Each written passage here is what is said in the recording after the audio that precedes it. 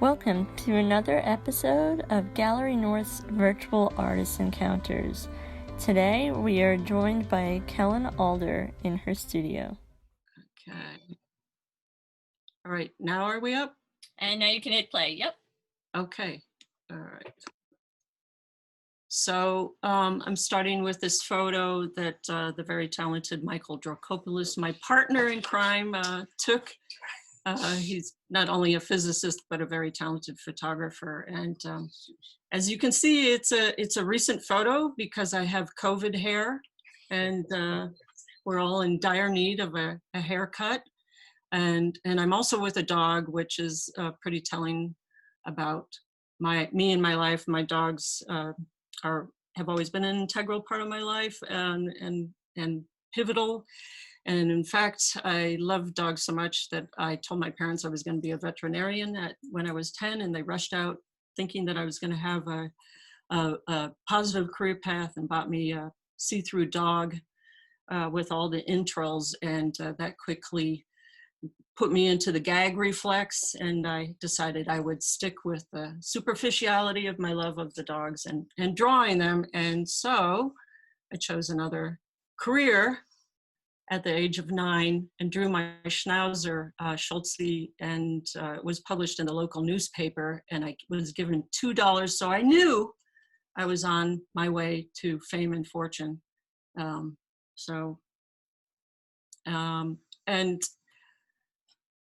I'm jumping way ahead to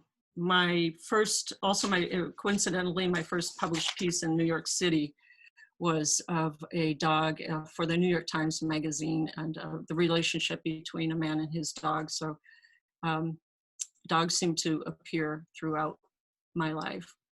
I came to New York City because Marshall Arisman had started a program that involved writing and making your own images at the School of Visual Arts. And I've always enjoyed writing, so I thought this was a wonderful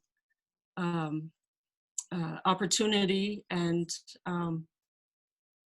Marshall became not only a teacher, but a great mentor of mine. And his philosophy was that we as artists should not just be hands, we need to drive our own stories, find our own stories. And so on that theme, my second year, we were allowed to choose somebody that we wanted to work with in the field and that we admired. And I, as an artist, always coveted the idea of doing a portrait for Time magazine, because during this time, that was where illustrators could showcase their portraits for Time magazine. So I worked with Rudy Hoagland, who was the art director of Time magazine, and I asked Marshall if I could spend a month in Peru working, researching a project, and he said yes. I went there, interviewed Hernando de Soto, a world-renowned economist, that's him on the cover, and then I did a series of illustrations and wrote some of the stories, and also one of the stories was accompanied by Mario Vargas Llosa. Rudy Hoagland was formative in my life, also the art director, but he did tell me that only an elite amount of people would be able to do portraiture and illustration. And but I took my portfolio to the New Yorker magazine back in the day when you actually brought portfolios by hand to magazines to show your work, and I was given a job to do portraits for the profiles section of the New Yorker magazine. This was the very first one I did. They used to just work in black and white. It's of Daphne Park. She was a spy. She doesn't look like it here, and then they turned to color, and I tried to keep with a theme that Marshall had instilled in me to meet with people, not just be given other people's photographs. So I had the privilege of meeting people like Grace Paley here, who was an activist and a novelist, and who I deeply admired, lovely woman, and other people like Frederick Weissman, who's a documentary filmmaker, muckraker, Academy Award winner for, was honored for his work. He's now 90 years old and still out there working. Now I'm leaping to Australia.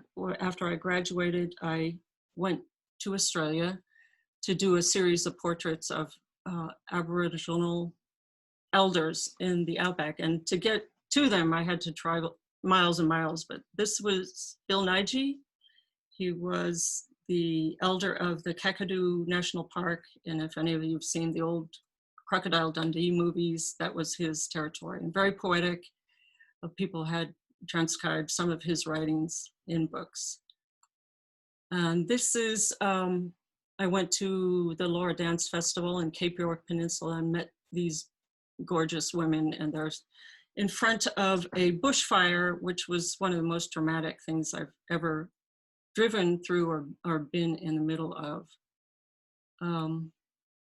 While I was in Australia, I was invited by Australian Geographic to go out on scientific expeditions in the spirit of Joseph Banks, who was an artist slash botanist during Captain Cook's time, and went to Australia to document what he saw there, the animals and the creatures. And it was a bit of a challenge trying to do some of this sketchbook work while, you know, on a boat or on an island when my palette would blow away, but it was good training. This is a piece just in the last one was going into the South Australia. This is in the center of Australia. I also, while I was in Australia, I sought out a very talented journalist writer named Cameron Forbes to see if I could tag along with him on one of his stories that he was doing. And I talked him into letting me accompany him to Papua New Guinea, and we did a series of work on comparing the tribal violence with the urban violence. And we met, this is the Prime Minister of the time, we met him up in the Highlands. He was the first Highland man to become Prime Minister of Papua New Guinea. So along those lines, when I came back to the United States, I had just had a show in the city on my work in Australia, and I had that anticlimactical feeling that now what do I do? I went to visit my parents and picked up a Time magazine and looked at a blurb about this woman who they called the Queen of the Jungle. And she was a photojournalist who was a great advocate for the Lacandon Mayan people, who are considered the last link to the Mayans. And her advocacy was to save their rainforest from being completely felled. And so I felt I had to meet this woman. I wrote her a letter. She never answered, but I just went down to Mexico to meet her with the intention of doing a portrait of Gertrude Bloom. I did everything but that. She connected me with the Lacandon people, and I launched into a series of documenting the people. This was the elder of a small village named Naha, who lived to 101 years old. And these are members of his family, his wife, husking corn, which all Lacandon women did in those times. They're still dressed in traditional dress. This is in the early 1990s. And I also became very close with the children. I ended up doing a series of workshops over the next 20 some odd years, and was planning on actually going there next week before the COVID virus hit. So that has been postponed indefinitely, but I've gone back and taught the children of the children that I've taught. They were my window to this culture. They taught me the names of corn, because each color of corn has a different name.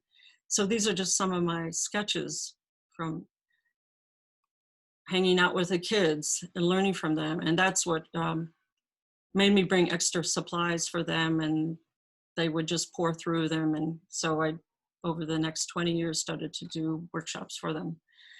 This is, all Lacandons have an animal totem. This was Chunking Viejo's animal totem, the spider monkey, which is called Mosh, important to them. And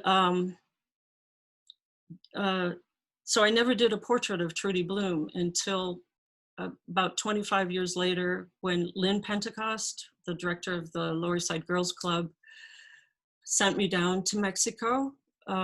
This was about 5 years ago, to do a mural at Trudy's home, which is now a museum and a Mayan cultural center for the for institutions like Harvard and Yale. Anyway, so I finally was able to do her portrait, and with Chunking Viejo. It's not finished. It's at the beginning stage here. We've come farther along, but it's still not finished. So that's another reason why I would need to get back to Mexico. And there's Chunking Viejo with his favorite hunting dog next to him. There's always got to be a dog. And now I'm jumping around again, because the other thing that the School of Visual Arts gave to me was Coney Island. I first went there with my on-location drawing instructor, Carl Tutolo.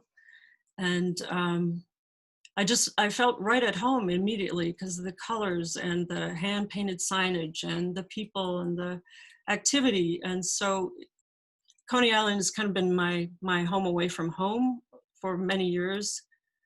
These are older pieces. A lot of the signage has changed. Some of it's been cleaned up, some of it's been lost. Coney Island's been through a lot of history, battling developers and Sandy, and now this, the COVID virus.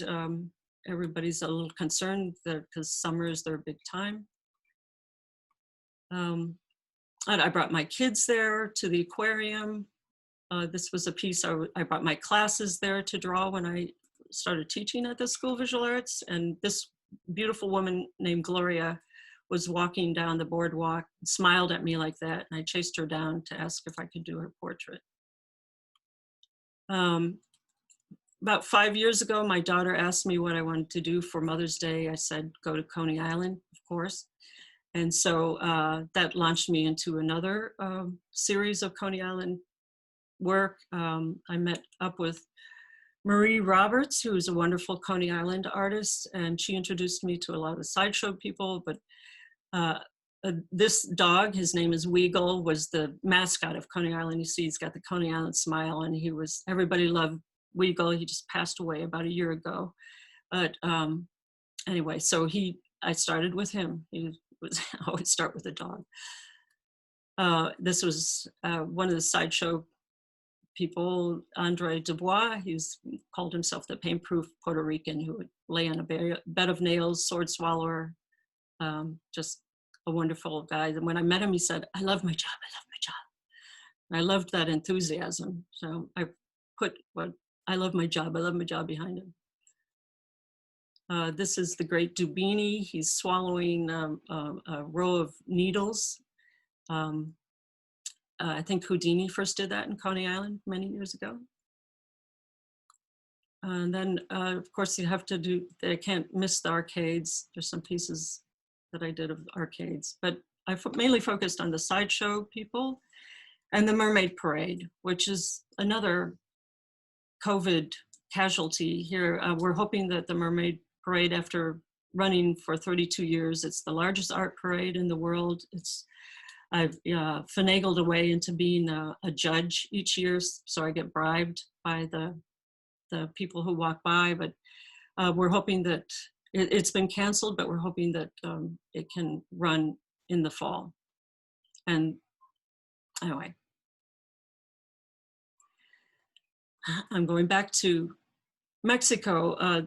This piece was a pivotal piece for me, not just because it has a dog in it, but because I approached my work up until this piece more as a documentarian, if there is such a word, but somebody who would approach work more as a journalist, not to impose my feelings or my opinions.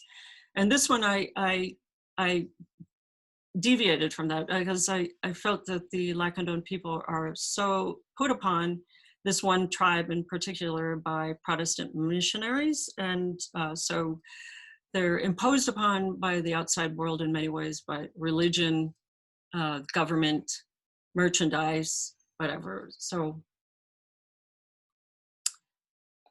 this, more recently, I'm working on work that has to do with immigration, because my mother is Mexican and my grandmother is Mexican, and they're both immigrants.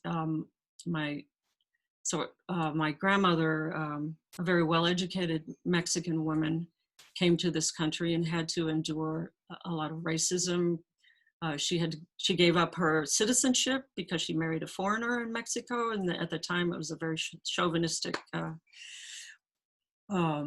attitude toward women who married foreigners, lost their citizenship. Men that married foreigners they both would gain citizenship. Then when she came to the United States, she was denied citizenship here for many years. So she had no country for many years, and would come out her door and somebody had painted Mexican pig on her door. And so all of this is in my blood, and I'm very concerned, to use a mild word, about what's going on with immigration in our country right now, and the attitude toward people of color. And in fact, this is a friend of mine, Irma, who was thrown into detention unjustly for about half a year. And when you're in detention, you have to work for your food. You're practically treated like a slave. She left behind 2 teenage daughters that had to pretty much fend for themselves. And she had been doing everything correctly as far as applying for asylum here in the United States, had the paperwork, but in order to get out of detention, she had to use up her money that she and her husband had saved for their daughters, who were both dreamers, for their education. So she burned through $30,000 to get out, and she is, she's closer to, she has her driver's license now, but anyway, but it's just not fair. This is Deborah Barrios, who is a Guatemalan woman, has lived in our country for about 15, 16 years now, and was racially profiled, pulled over. Nothing was wrong with her car, but she was given she was told she had to leave the country. She went home and told her son, who was born in this country, and he said, "Mom, I don't want to leave the United States. This is my country, and who's going to take me to soccer if you leave next?" So she chose to go into a sanctuary church and is processing the asylum work. She's been in and out of the church, I believe. I'm not sure what her status is right now, but while she was in church, she wrote a play. She acted in the play. She studied. She wants to get her degree in social work, and just tiny, beautiful, petite woman, but full of energy and power. And these are the type of people that I feel most passionate about portraying these days, because we need their strength.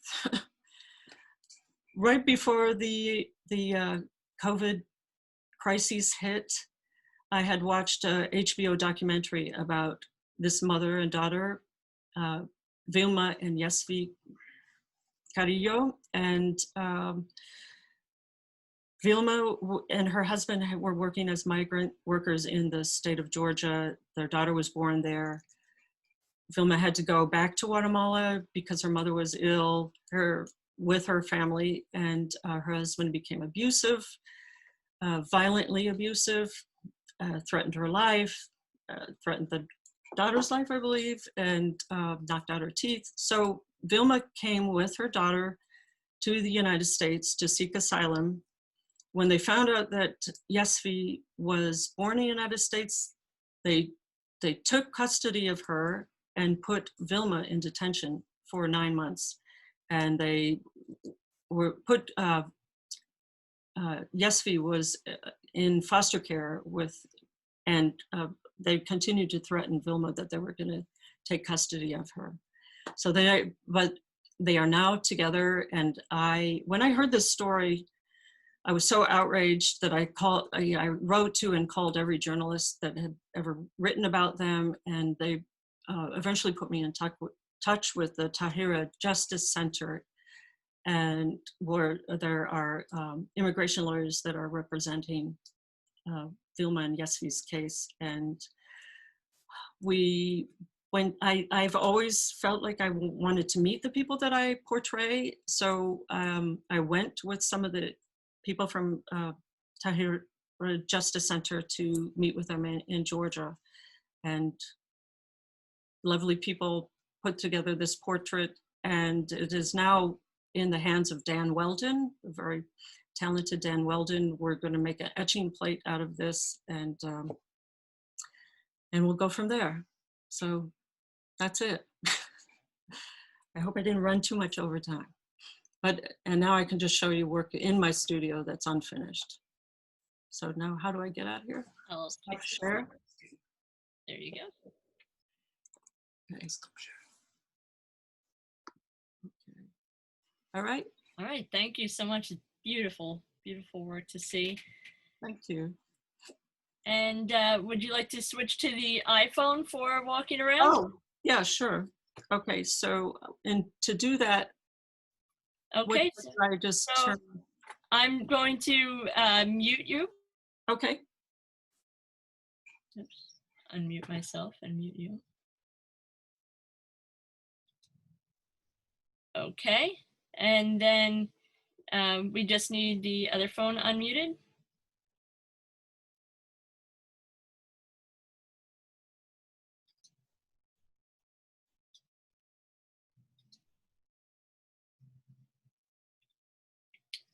Just give us one moment, everyone. We're trying to do a slightly more technical version of this so that we can get a good view of the work.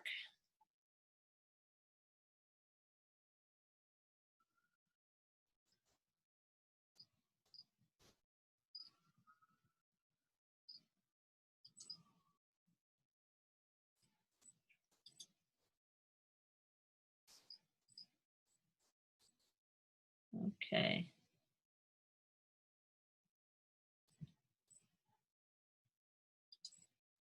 Okay, Kelynn, we still can't hear you on your side? We still can't hear you on your side? The host would like you to unmute. Okay. All right, now. Now I can hear you, so let me mute you again on this one. Okay. Okay, you're up. All right, so on my wall, I just have mostly pieces that are in the process, you know, kind of underpaintings. I guess I could start with this just because that's one of the pieces that you saw, and just talk about the process that I started with a drawing. And from that drawing, I took it to Penny Images, Chica Prints, I tried to find a lot of places that would make an acetate this large so that I could make an etching. And I highly recommend, this is a plug for Chica Prints, that they were the only ones that were willing to work with me to do an acetate. And from that acetate, I made this plate that Dan Weldon helped me make. And with that plate, I made a series of prints, just straight etching prints like this one. And then this one, I added sheen collé to it and a monoprint over it. It wasn't really successful, but I just wanted to show you some of the processes that I'm working on, that I'll be doing also with Yesvi and Vilma once I can visit Dan again. So, and then this is another piece that I did, another version of the piece that I showed you on film. So this is the drawing of Vilma and Yesvi. And Dan Weldon has the acetate and the plate, and then we'll go from there. But because I was so frustrated about not being able to continue and work on this, I started this painting of them. I consider this an underpainting. It's just this is oil.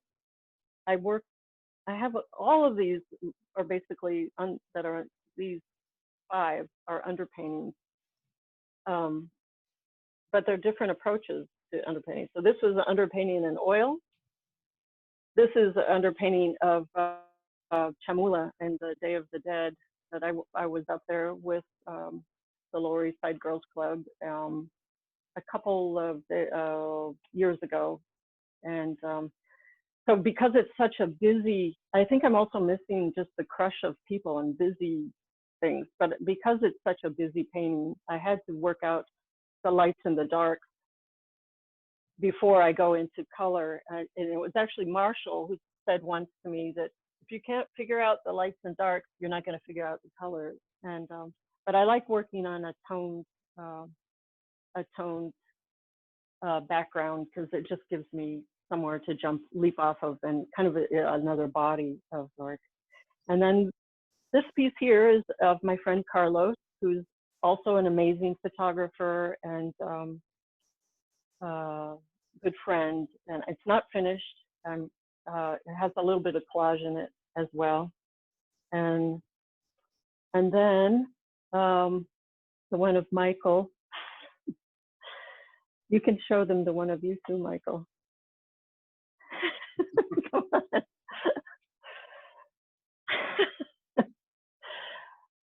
And then if my friends from Australia, if they got up at 5 in the morning to join in this crazy talk, I started a painting straight in color, but in acrylic of their dog, and I'll probably go into that, of their dog Jackie on a very colorful carpet, and I'll probably go into that with oils. No, they know. So anyway, and I can just walk you around the studio a little bit. This, you know, it's a cluttered, very cluttered studio. I've admired everybody else's work, how they have all their paints labeled and neatly organized. I did try and clean up, but it's still, you know, a cluttered place. Some of this work is from the immigration work. I love doing, I'm very inspired by the lottery cards in Mexico. It's kind of like a bingo game.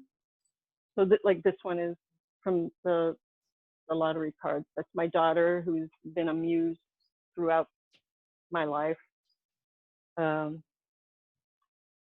But so I've kind of broken my studio up into the left side and the right side of the brain. This is my painting side. That's my right side. And over here, on this other side is where I write. But we'll just walk you through, and then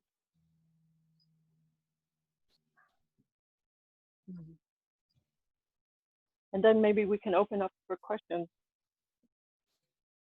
Does that sound good? I don't hear you, Kate, if you're talking back to me. Nope, I'm just enjoying the view. It's really great to see your studio and your work and how you work. Just reminding everyone, please place your comments and your questions in the chat box. And so should I go back to my laptop or? Okay, Michael. Getting a good view of all your reference materials. Okay.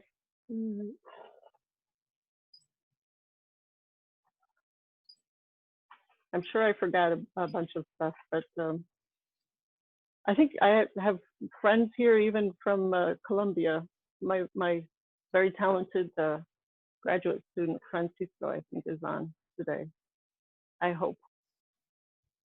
The question coming from Nancy. Okay. Nancy, I will unmute you. Okay. So Michael. As soon as I can find you. Okay. Hi, Nancy. Hi. Would you like to ask your question?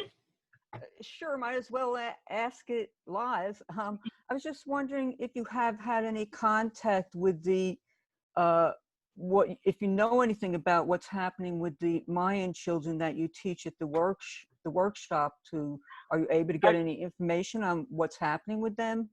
Yeah, actually, I just from a friend yesterday, she said that there have been a couple of cases in the rainforest, and they're attributing it to two people that went outside of the community and came back in. They brought it in with them.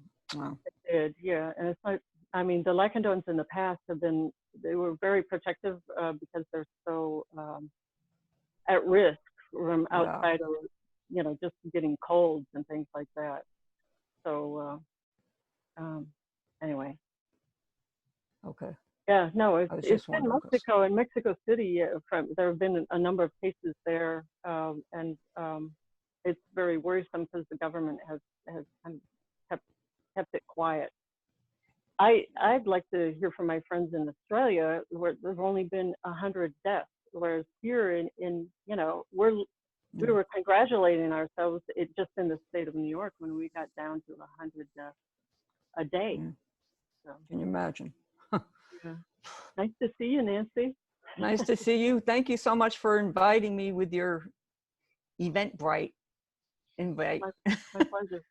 Thank you. Should I switch back to my Sure. Yep. Okay. So I'm just going to, one moment while I'm going to ask to unmute you. Okay. And ask to start your video. And then Michael, if you can turn your volume off on your side, your speaker, and I am going to. He said you switch the volume off for him. There we go. Okay. And I just have to. And then I turned this off, right? Okay. Turn the computer on. Turn the computer on? Yep, we can hear you. I think.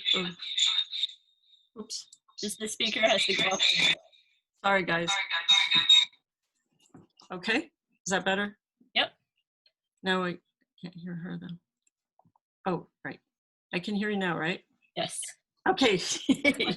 Technology, it's so scary. I hope my son is watching. Sorry, we have a question from Candy. I just had to find Candy. I want to thank everyone who's come today. We have a lovely large group of people. I'm so glad they've all come to see and hear your work. Me too. Thank you, everybody. Really, truly. I'm going to drink heavily after this. I just want you to know. Okay, Candy, you're up.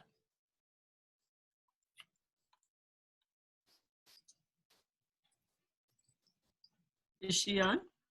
Hi, can you hear me? Yes. I can hear you. I can't see you though.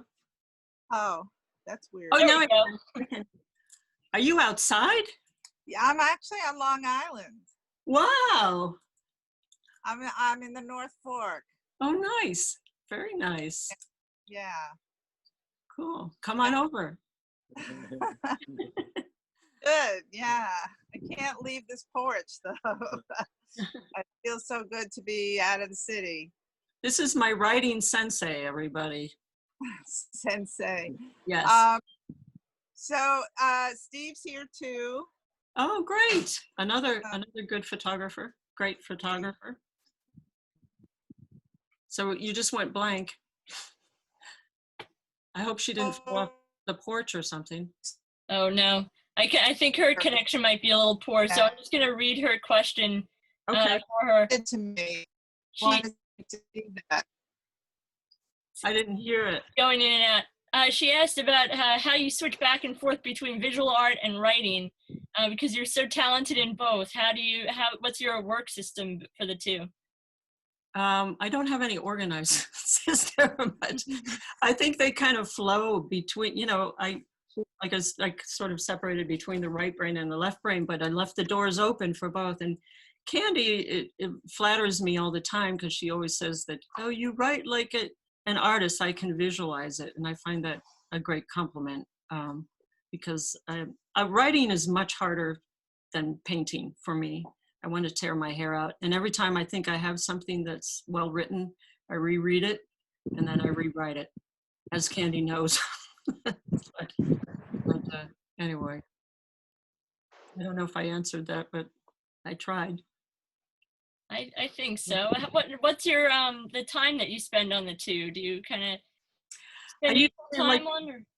I'll do like a week is my writing week, and among doing everything like else, like the refrigerator repairman comes over or whatever. And then the other week is painting, because when I lay out a palette, it takes time to lay out a palette, and I want to be able to use it over the course of the next few days. So. But I can't always jump from one day to the next, but they do complement one another. I just wish I had more time to do both. Well, thank you, Candy, for that question. The next comment comes from Daryl. My brother. I sort of apologize. There's a slight delay because it asked me to ask people to unmute, so it might take a second. Daryl, you're up. Okay, can you hear me? Yep. Yeah. Oh, hey, hi, you guys. Hi, Daryl. This is really cool.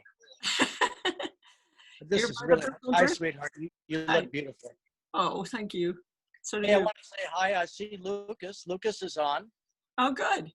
I see Braden. I want to say hi to Braden. And I see Diane. I want to say hi to Diane. Okay. That's what I've noticed so far. But I wanted to give a little quick story about my sister that. Oh no. It meant I may not even be able to get through it. I'm going to tell a little bit about it, Kelly, then you tell how it really went. Okay. We were the family, my mother, my dad, Diane and Randy and myself, my other sister, my other brother, were invited to New York one time for a showing of Kelyn's, and she was pretty animate about us all coming, and we were all excited, and of course we wanted to show up for her, to support her, and I don't really remember exactly what we thought the showing was about, but we all showed up to New York, and we met, and just having the whole family together was fantastic. And then we went to a house, Kelynn, if I'm not mistaken. That's the Pond House, yes. Yes, a house. Smithtown Arts Council, where I had a show on family, which I didn't put any of that work up. But. And anyway, so we showed up, and when we walked in, come to find out, Kelynn had made portraits of everybody in the family, of me and my wife, Cindy, Randy, Diane, and mom and dad, and she gave all of the portraits to us. And I mean, it was one of the most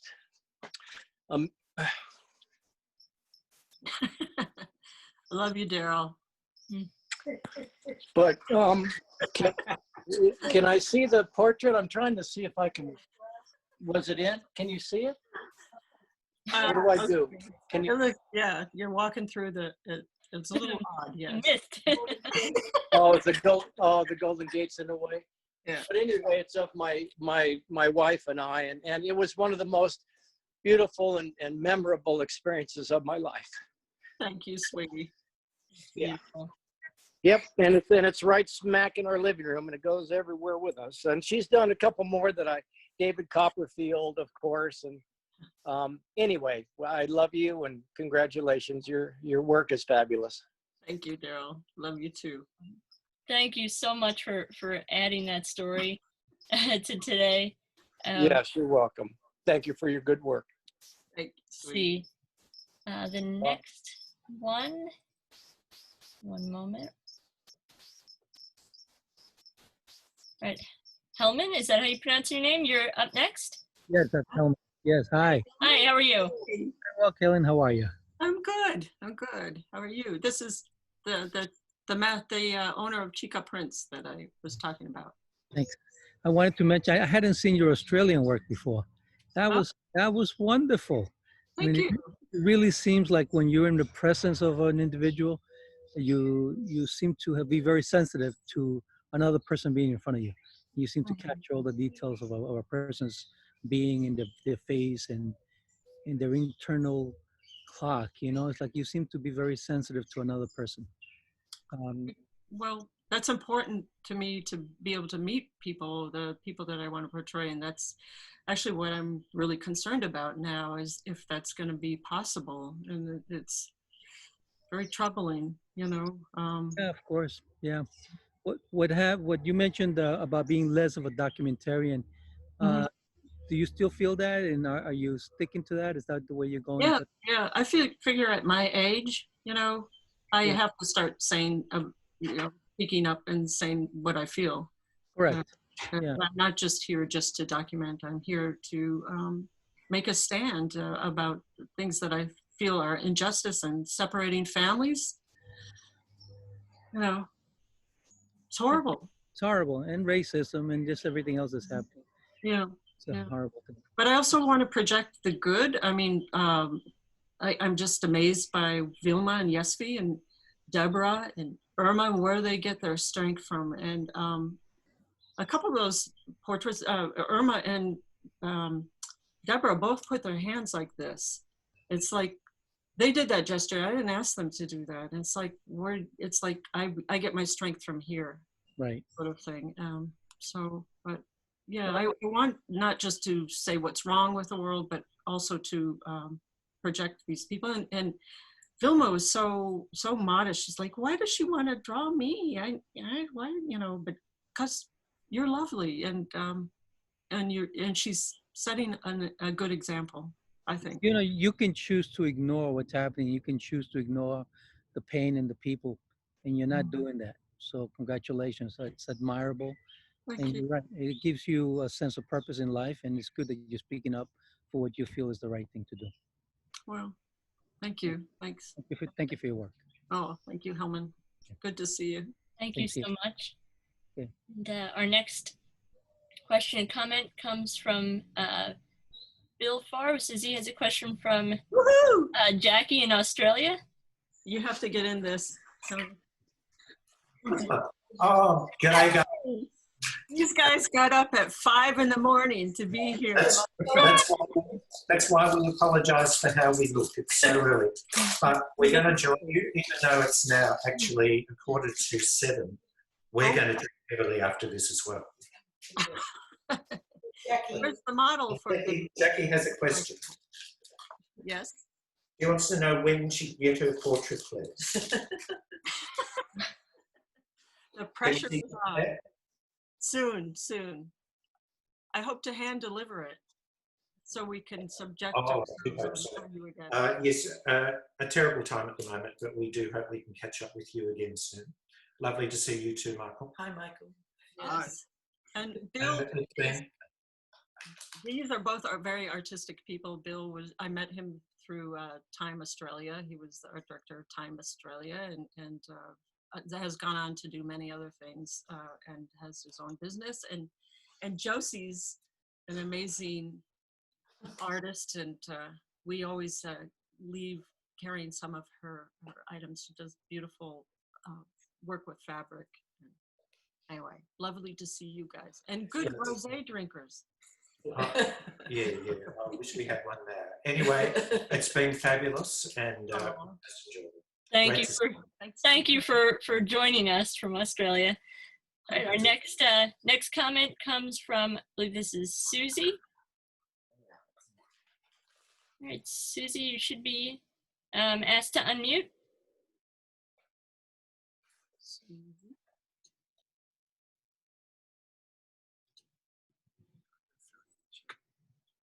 Is that me?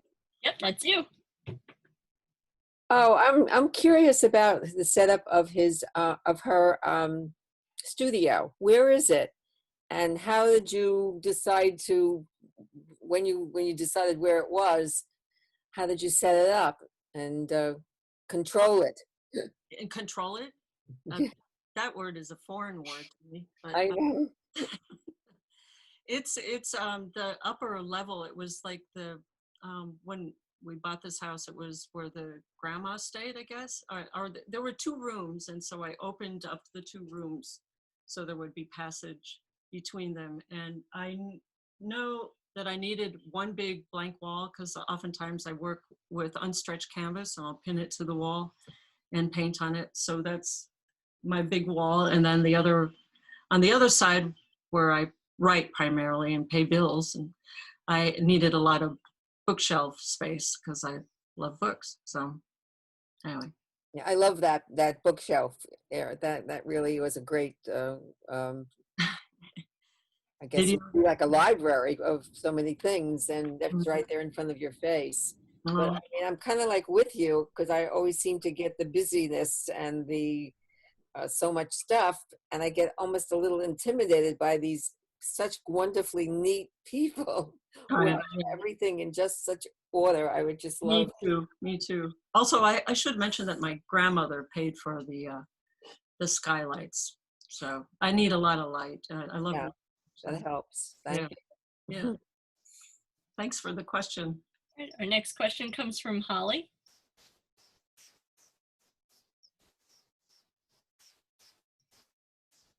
Holly.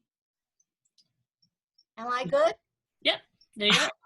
Okay, well, first of all, you've moved me to tears.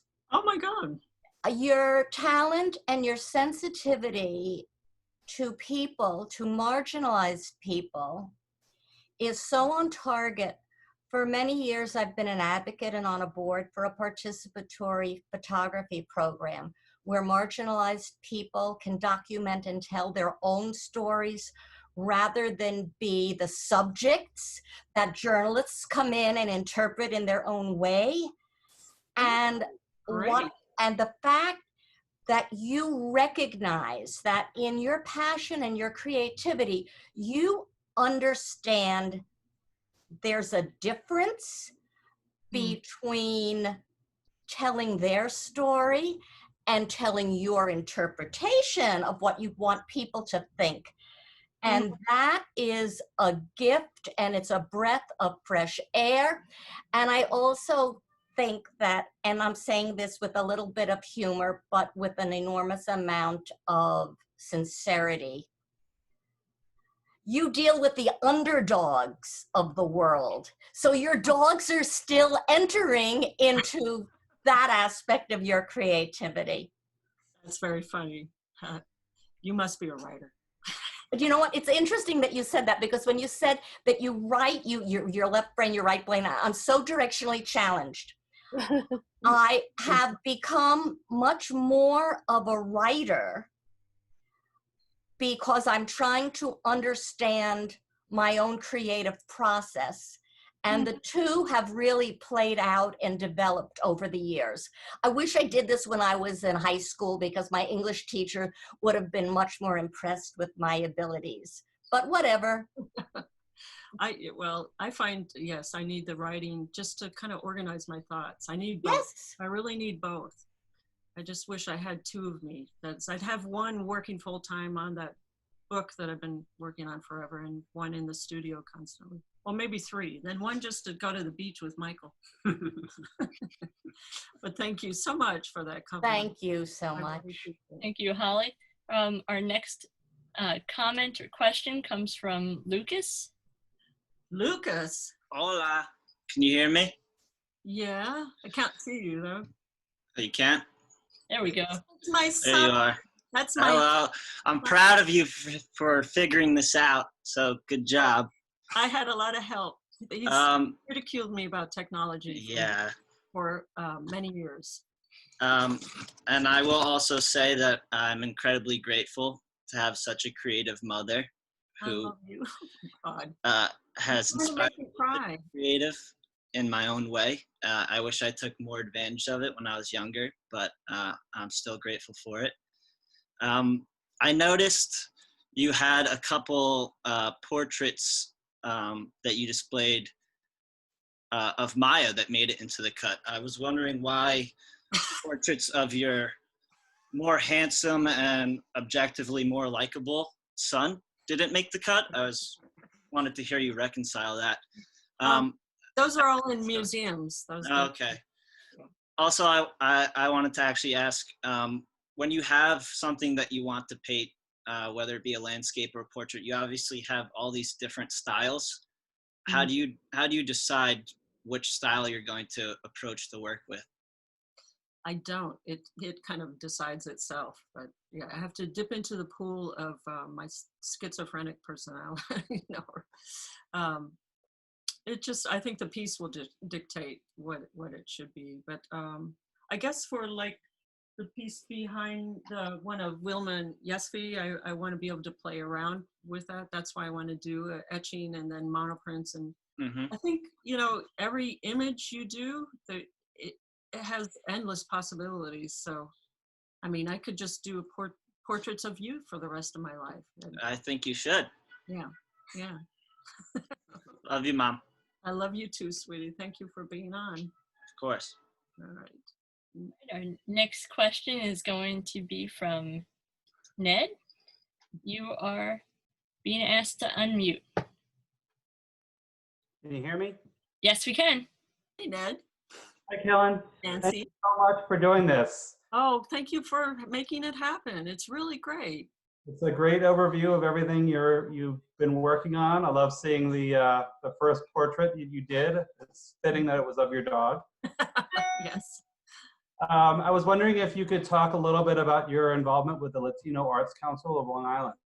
Oh, sure. Carlos Morales, my friend who I did the portrait of, the photographer, he has started the Latino Arts Council, and Alex. And our hope, Carlos and I have worked together in the past doing art workshops on Long Island for mainly Latino kids that live on Long Island that maybe don't have the funds to go to fancy summer camps. And so we've just been, and we know that there's plenty of talent on this island and in the state of New York. And so we're trying to set up a platform for people, the Latinos on Long Island, to show their work. And that includes poetry, writing and the visual arts. So we've had sort of a slow start, but you could, go to Carlos and ask him more information about this. But there is a website for the Latino Arts Council that we've put up, and Alex went through all the hard work, all the hard paperwork to make that happen. And we're hoping to, before this virus hit, we're planning on with Ned and also the Smithtown Arts Council on putting together an exhibition of work. So anyway, it's still in the working. I mean, it's there, but with your help and others, I think we can give people who don't have voices a voice. Yeah. So, thank you for asking about that. That's really important. And Hellman I think we're counting on his help too. Very exciting things to come. Yeah. So let's see. I have a few hands raised. I'm gonna try to get some of them on as well. And let's see, Lorena made a comment. She said, I really appreciate seeing the development of your imagery, the beautiful layering of information to add context through collage elements is very rich, emotional, and at times playful. Thank you. And let's see. Trying to get a few of these people on. It doesn't seem like they're unmuting. Let's see. We've got another one here. Lorena, you had another question? Would you like to ask it? Sure. Hi, Kelynn. Thank you. Hi, Lorena. Amazing printmaker. Thank you for taking us into your studio.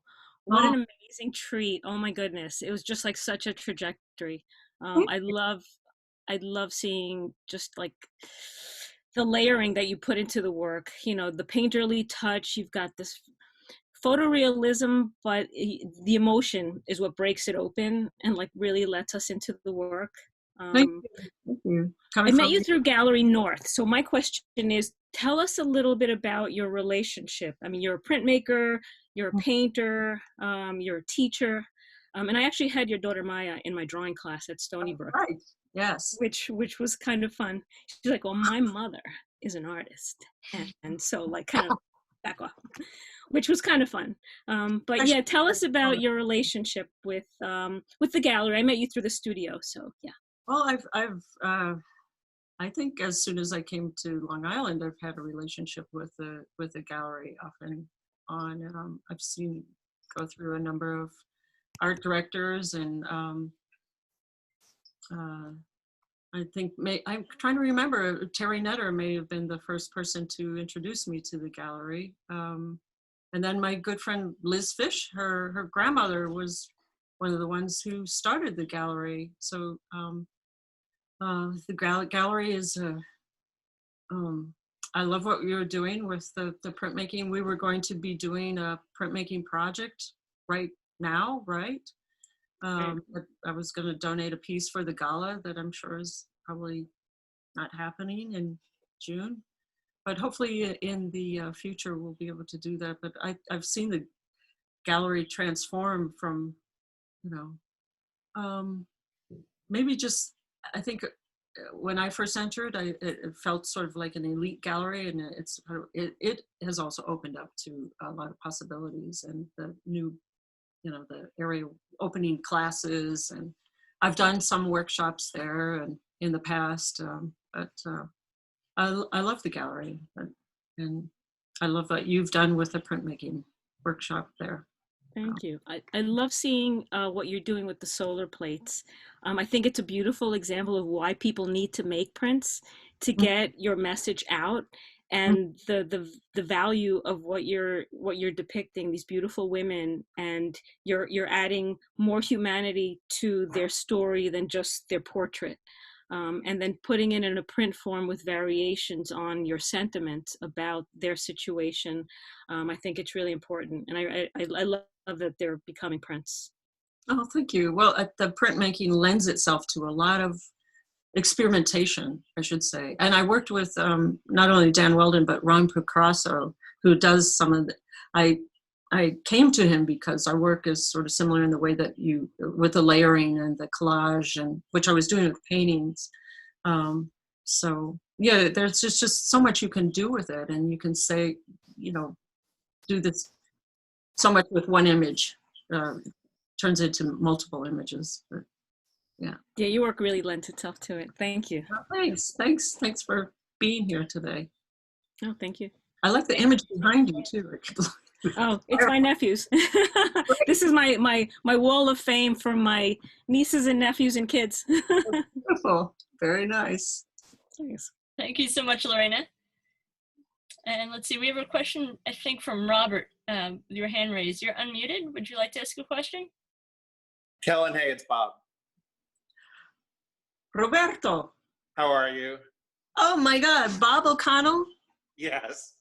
Hey. So, I don't know if you can see my screen, but I just wanted to both say hello and congratulations and thank you for doing this, but I also wanted Lucas to see that he's represented here. Remember this? That's right. See, Lucas, I do love you. That's Lucas on Coney Island. Yes, exactly. Yeah. That's great.